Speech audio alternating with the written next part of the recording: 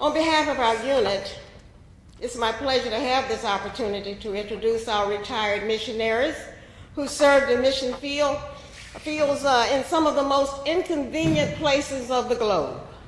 We were scheduled to go to Liberia, and we were in training at Garrett, and we got the message that they decided they needed us more in India, so off we went to India instead.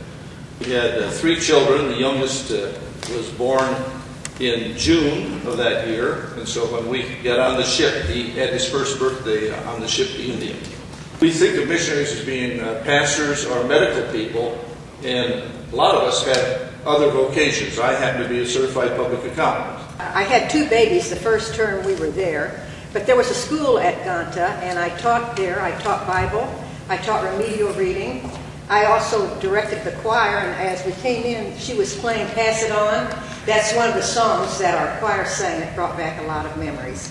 I also gave piano lessons, and when we brought a piano over there, and at first the people were a little cautious about learning to play the piano, but I'll have to brag a little bit because one of my students entered the contest in Monrovia against people from the University of Liberia and other places, and she was a tribal girl, and she came in first, so I was quite proud of her. And here I was only 31, and I looked like I was 21, and one of the women who was on the board told me that, Ed, later she said, that later, she told me this later when you walked in the room, and then introduced you. I said, "Dear Lord, you've sent a boy to do a woman's work."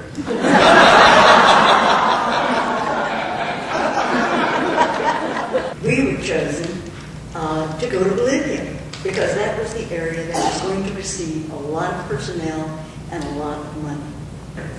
And we had a well, we had an outhouse. We didn't have running water. We didn't have lights or anything. We didn't for years and years. We did without those kind of things because we were living in the country. Hearing all these stories makes me